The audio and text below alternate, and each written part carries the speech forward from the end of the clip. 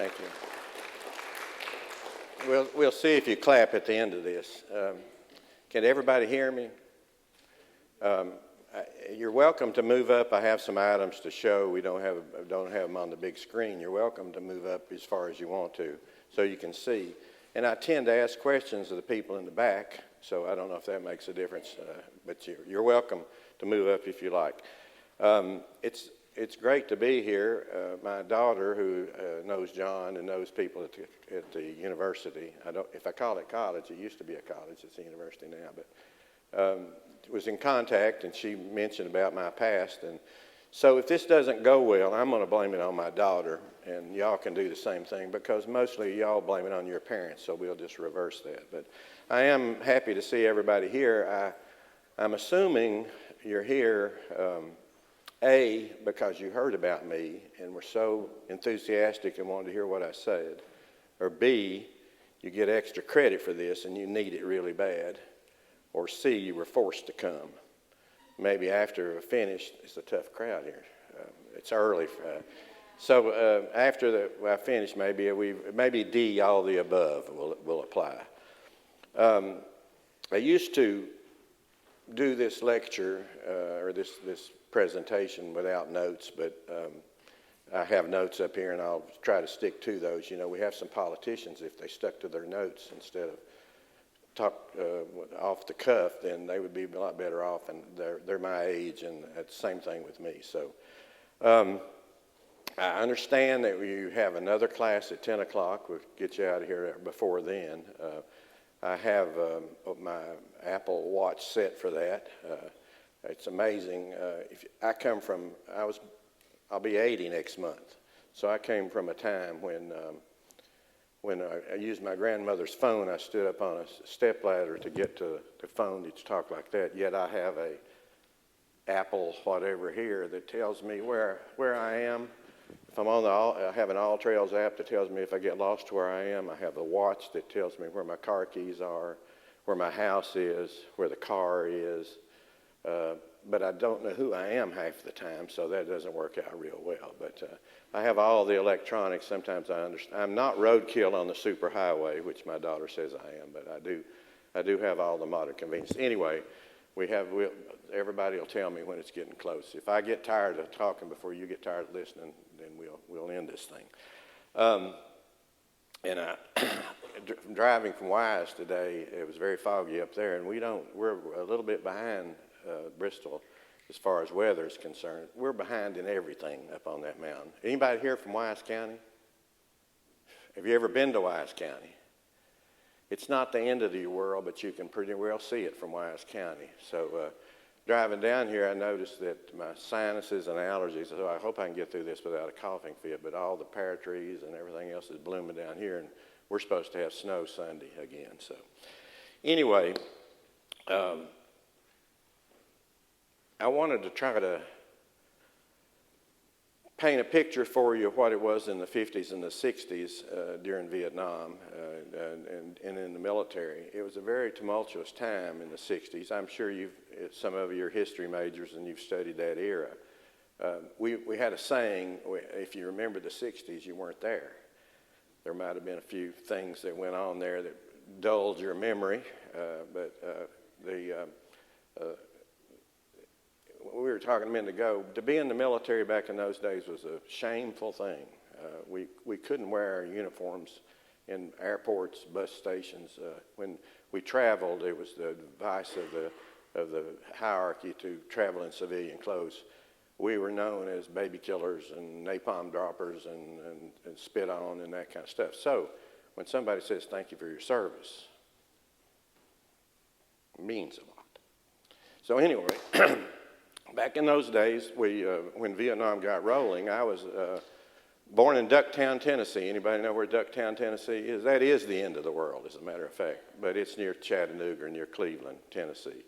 Born in Ducktown, grew up in Wise County, finally graduated with my father, transferred in the movie theater business to Greenville and graduated from Greenville, Tennessee. Anybody here from Greenville, Tennessee? Where are y'all from? Anywhere? Do you know where you're from? So anyway, then I was always a lover of the University of Tennessee, so I went to University of Tennessee.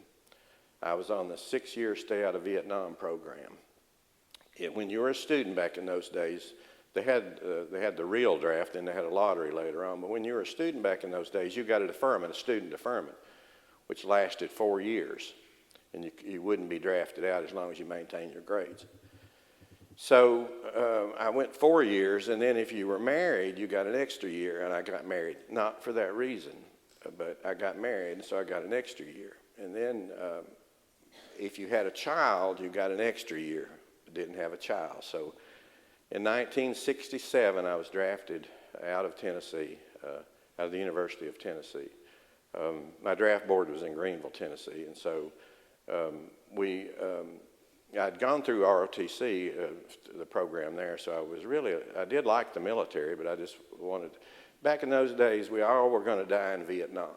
So anything over a 2 point was time you should have been partying and raising Cain. And I did that, so I think I had a 1.99. I was trying to hit it right on the nose and stuff. So you got to understand, academics was not a big thing for us back in those days. Some and not others, but.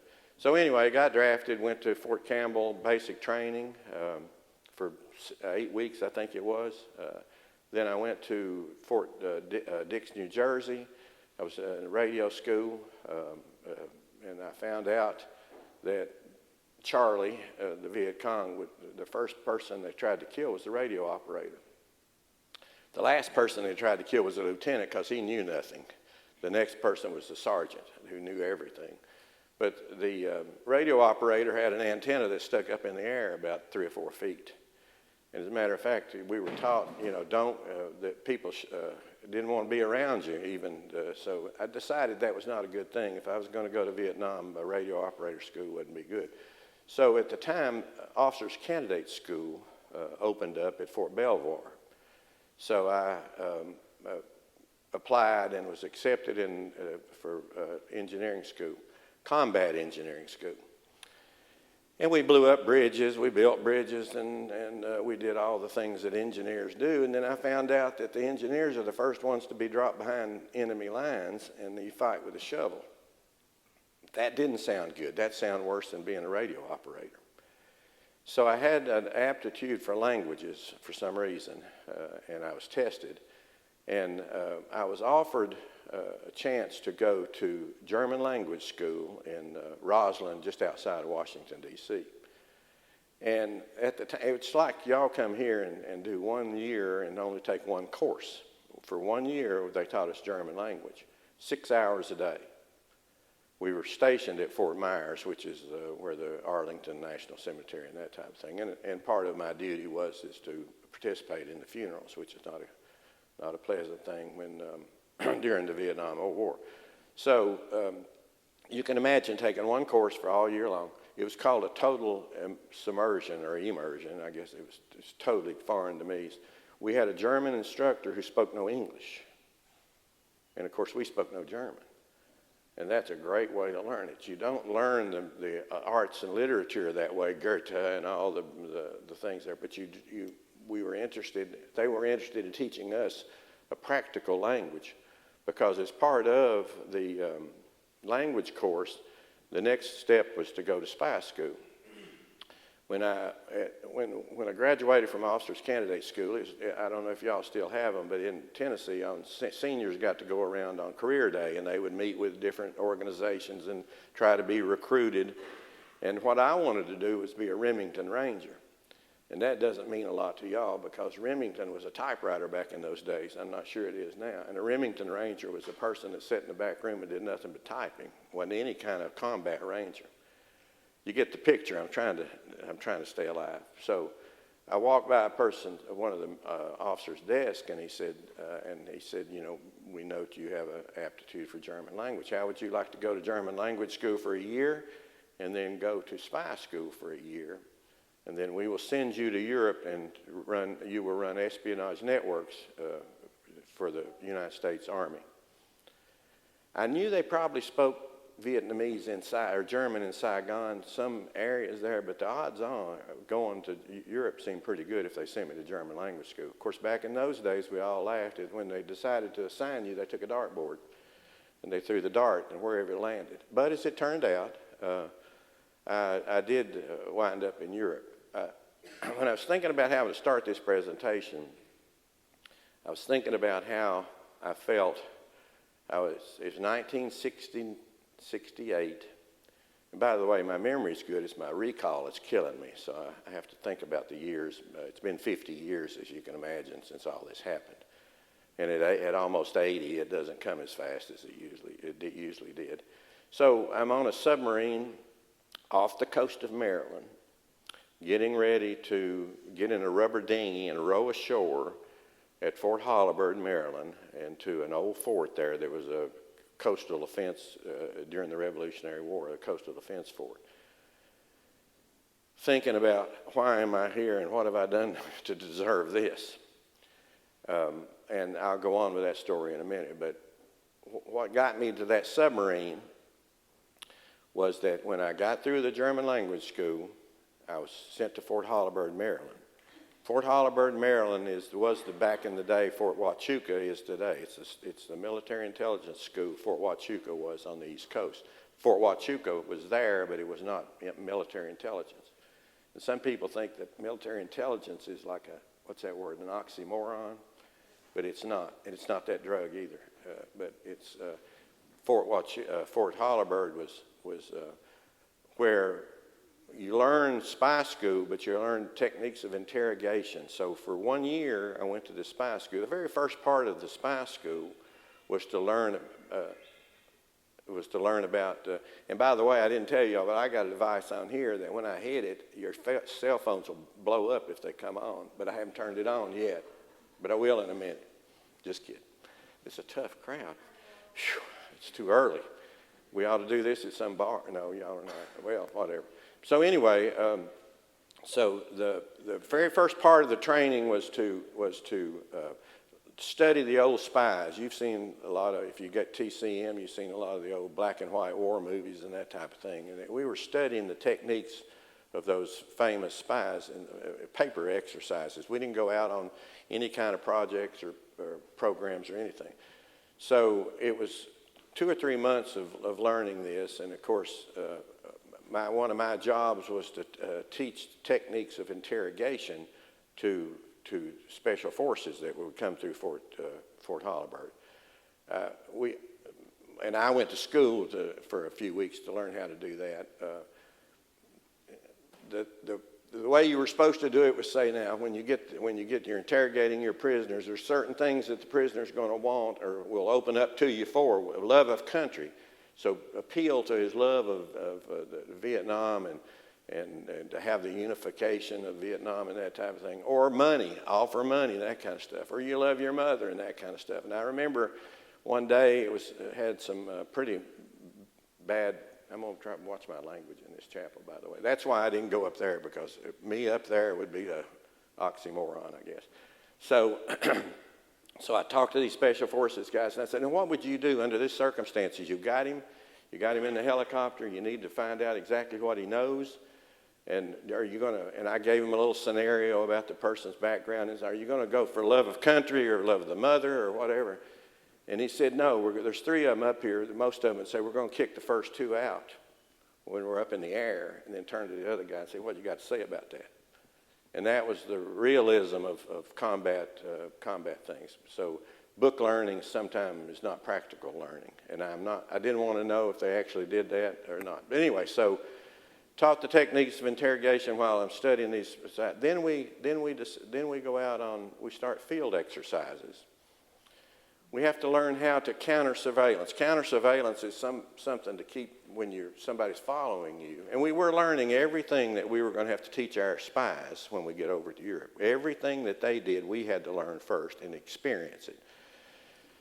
So we went downtown Baltimore, and we learned techniques. And this is even true today with all the things that are going on. As a matter of fact, today, with the turmoil and everything that's going on, reminds me of the 60s of the Vietnam era. the violence and that type of thing. But we had sex, violence, and rock and roll. That's what we said. I'm not sure how much I experienced of one or two of those. But so we would go out into the city, and we would follow each other, and you had to pick up on it was called that. And later on, I think I'm going to a classroom, and some of you may be in there. Maybe there's a chalkboard in there or something. I can diagram how the ABC method of following somebody turns out. I'll not get into those details in here because I'm sure you're not that interested in the nuts and bolts of it. But walk up to a store window. That's a mirror for you to see who's behind you. And you can do that today if you feel there's problems and stuff like that. Tying your shoe and looking around and that kind of stuff. Being aware of everything that's around you is a good thing. And the storefront window is the best thing in the world.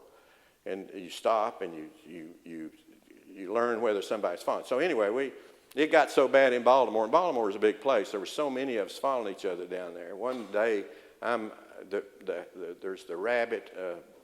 There's the hare who is being followed, and then there's the people, the ABC method. And so we come up, and you can imagine, here's a street. There's two of us on that side and one of us on that side, and the guy we're following is over here. The person we're following is over here.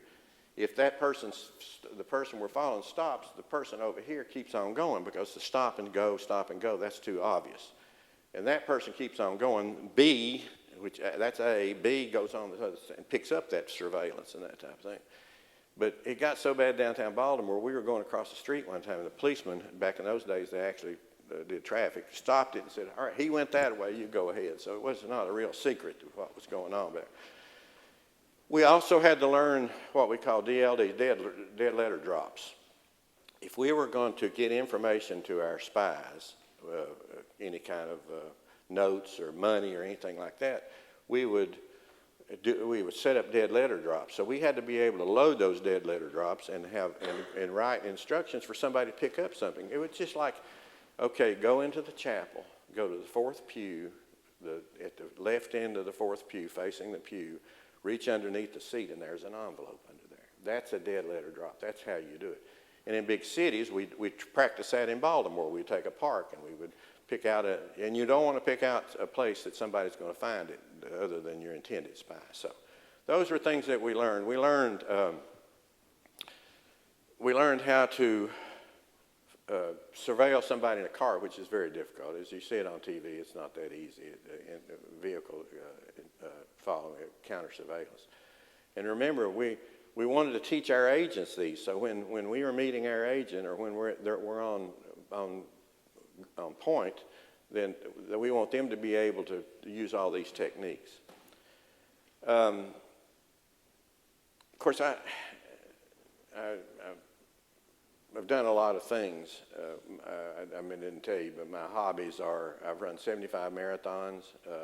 I love to hike. If anybody's a hiker, I've done the Bright Angel Trail, part of the Appalachia Trail, the Narrows, the Angel's Landing, and that type of thing. So back in those days, I was in pretty good shape. Now I'm old. And the last marathon I ran was 3 years ago, so it's not. And they don't be impressed, but I clocked me with a sundial. So there's not you get it, clock the sundials. Okay. Anyway, I ride motorcycles. I drove my motorcycle from here to Alaska and back, from Wise County, Alaska, back 8,400 miles. So I love my motorcycle. I always take it out west every year. I think that's about all I was going to say about me. Blah, blah, blah. And I've hiked extensively in Glacier National Park. I don't know if anybody's been there, but my passion is hiking now. I've slowed down on the running. So back what we were talking about in the 60s, it was very, there was a lot of protests and that kind of stuff, not unlike today. I got through the Baltimore, or to Fort Holabird. I got through there, and the last thing we had to do was to the final mission that we had to go on. We had to go in the United States and blow up something. So my project, my mission was to get on that submarine. We're back to the submarine now. Row into the Fort Holabird if you want to look up Fort Holabird, it's very interesting. They had caves, they had tunnels. We had in Vietnam tunnel rats. The shortest person in the company was given a pistol and a flashlight, and a tunnel rat went into the tunnels to try to flush out the Viet Cong. So it was a very dangerous job. So the tunnels at Fort Holabird were like that, and that was where their training took place too.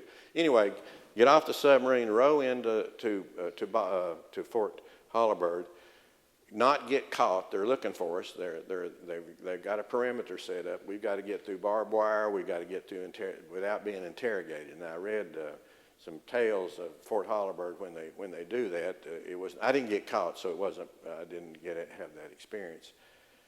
So you have to get through that, and then you go downtown Baltimore, and my mission was to go to Providence, Rhode Island. And in Providence, Rhode Island, there's the Narragansett Electric Company.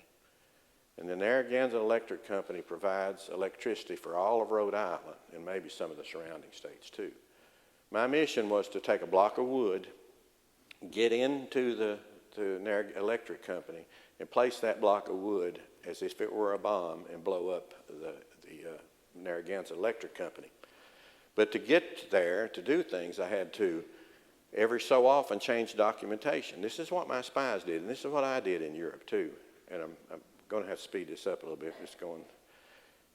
This is usually a 2-hour presentation, so I'll have to speed it up a little bit. So anyway, I have to get to a certain city, and I mail my documents that I've got on it. My driver's license, we had fake driver's license. We didn't have passports yet. We had all kinds of pocket litter that identified.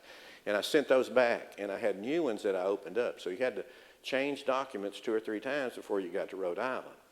Once I got to Providence, then I had to check into a hotel.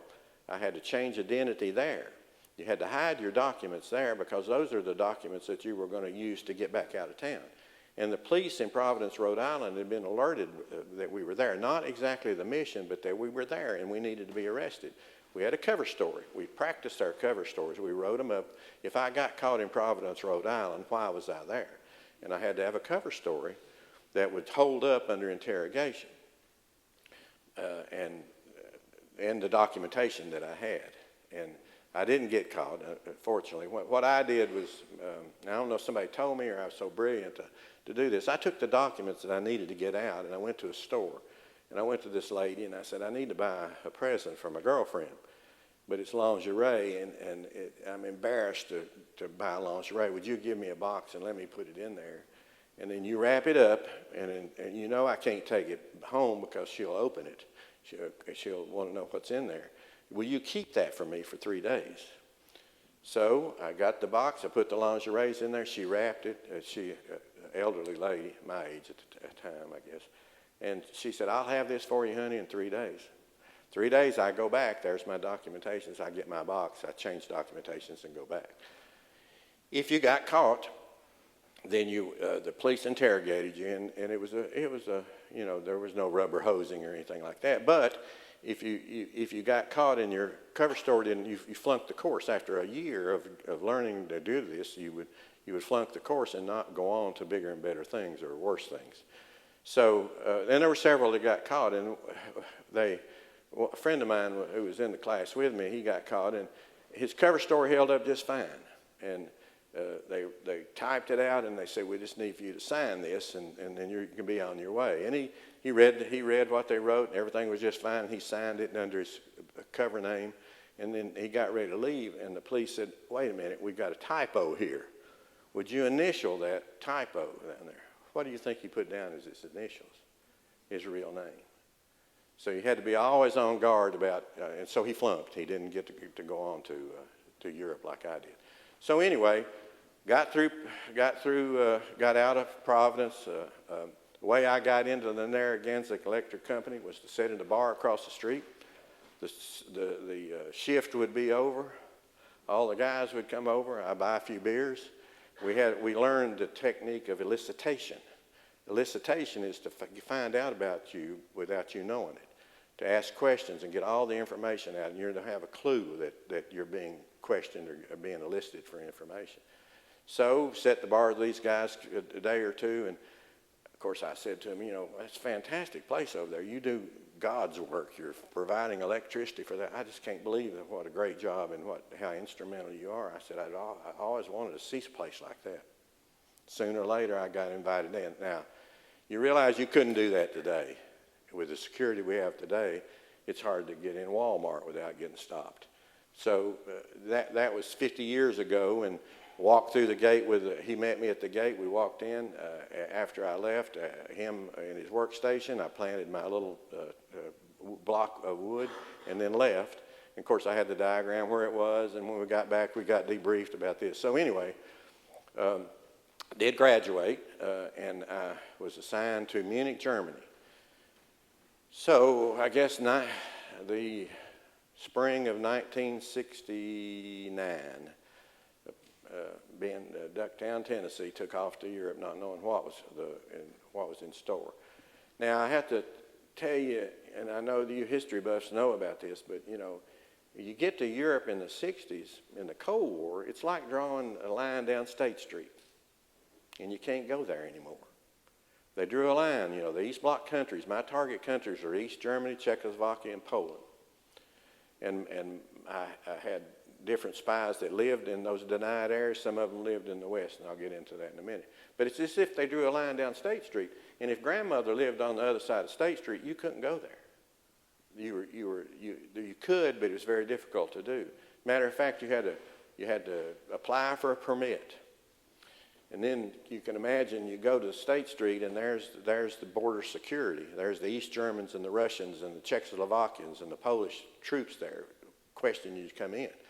You had to tell them where you were going, how long it would take you to get there, like if you were going to Knoxville or someplace like that. And then when you got to Knoxville, you checked in with the police again, and you told them where you would be staying. And you came back every day and checked in to tell them where you were and what you were doing. And then they were followed and that type of thing. So this is what the people were living under. So the grandmother was on the other side of the Iron Curtain, and you couldn't go see it. But that helped the espionage, because they got correspondence back and forth. And I'm not proud of this, but what we did, we opened up every packet, parcel, letter, anything coming from behind the curtain, because we were looking for individuals that were so placed that we could recruit. We were looking for relatives on the west side that could travel to the east side to recruit those Western Germans to spy for us and get their people over there to spy for us. So we, and it was, OSS was the Office of Strategic Services. That's the forerunner of the CIA, the DIA. That was intelligence during World War II. So when I get there, not a generation away, the people that I learned from, because they didn't send you out to spy just without any experience. You were assigned to a senior case officer. We were called case officers back in those days. And we never went on the other side of the Iron Curtain. Even though I did a year of German and spoke pretty good German, I could pass as Dutch, because the Dutch is sort of a half German, half other languages stuff. I could pass, but I couldn't go to East Germany and pass as an East German. So we hired spies. You see all the movies, the James Bond movies and that kind of stuff. That's not the way it was. Now, higher up, maybe my job was to have a spy go over there, find out exactly where the military installations were, who the commanders were, what kind of equipment they had, that type of thing, and come back and report. So when we called it when the balloon went up, I'm not sure why we call it that, but when war started, and they either charged across the border at us or we had to go against them, we knew what we were up against. It was called Order of Battle, OB, Order of Battle. None of my agents were the sophistications of breaking and entering and the safes and stealing plans and that kind of stuff. It was Order of Battle. And so how did we do that? Well, I had a carpenter whose grandmother lived in Neustrelitz, East Germany. And he could get a visa to get over there. He could get a permit to go over there. He was the best I've ever seen at looking at a wall and telling how high, without even measuring it. This carpenter could look at a wall and know how high it was, what it was made out of. And that's what I needed to know about the German or Russian or installation. So that was his job, and he loved it. He didn't do it for the money, and that's another thing. When we were recruiting these agents, Of course, we had to find out why would do it. Would they want to be the reunification of Germany, their money, love of country, that kind of thing. So we spent a year meeting with these people, and they had no clue why I was eliciting this information. But finally, I had to decide why, when I popped the question to them, will you spy for the United States? What can I offer you? Money, or you do it for your love of country? And this carpenter did it because he was excited about it. He would tell me, I'm never as much alive as I am when I'm over there spying. My heart's racing and that kind of stuff. I've got a boring job in West Germany, but when I'm on target, it's exciting, and that's why I want to do it. Well, he got money. We paid him money too. But, so he was very good at it, and we taught him techniques that we learned. In other words, if you're going to take a picture of the chapel, this is the Russian installation, and you want to take a picture of the chapel from outside there, have somebody stand in front of the chapel. So if the East Germans come up to you and say, why are you taking a picture of that building? Oh, I wasn't taking a picture of that building. I'm taking a picture of my brother or my cousin, that kind of stuff. Plausible denial is what we always have. We taught our agents, whatever you're doing, if somebody comes up and asks, have plausible denial if they're accusing you of spying, that type of thing. So be very careful. And he was very careful. And when I left when I gave up the business in 1978, he was still one of our spies. But we learned all this, as I said. These people that were OSS during the war became case officers and taught us how to do it. I would go with my senior case officer on a mission, and I would learn things. I would learn how to, surveil and that kind of stuff. I wouldn't meet the spy, the espionage agent, but sooner or later, when he retired, he would pass on that individual to me, and that's the way you assumed the target that we were interested in. Also, we had, of course, we had to have what we call safe houses. I don't know if, and by the way, we were talking before. Go ahead. 10 minutes, okay. And I'm getting a message. These safe houses and that type of thing, all these things that I talk about, it's 50 years ago. I don't even know if military intelligence has spies anymore. It was a program that was, right after World War II that we did that. So what I'm telling you, see, we had 3 types of agents that went into the denied area or the East Bloc countries. One of them was black ops. And that's a person that had no reason whatsoever to go across into East Germany, Poland, or Czechoslovakia. Had no reason whatsoever.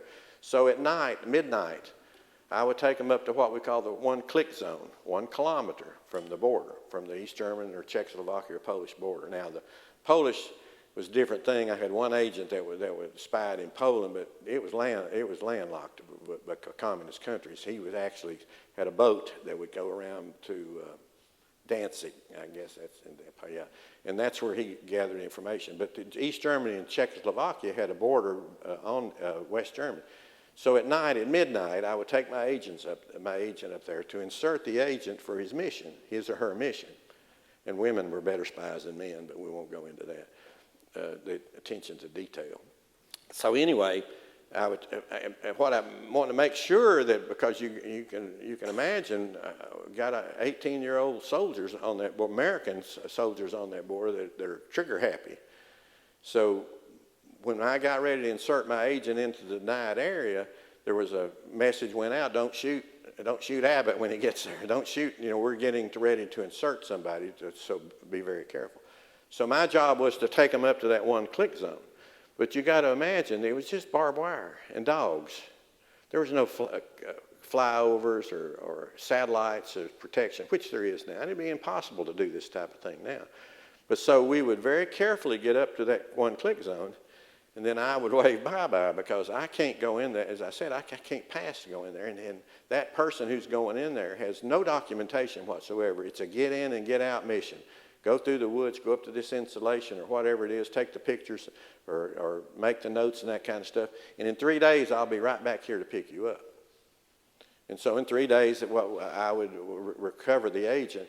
And then we went through a series of polygraphs. When you first got your agent, and you recruited him, you had to vet that agent. You had to make sure that, because a lot of them that were agreed to do it got cold feet. So one thing we did when they came back, first of all, when I sent an agent first time, that agent went into the denied area, I knew everything that he was going to report that I asked him to find out. So I could tell whether he was lying or not, whether he made it up or whatever. I knew it all.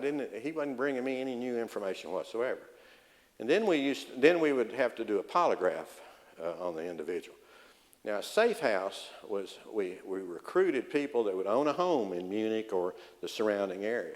And I would meet with them for months and months and stuff, and I was maybe as a tourist, or I could have been a business person that was a contact, but I knew everything about those people living in the house because I just intercepted their mail. So I knew exactly what I needed to be.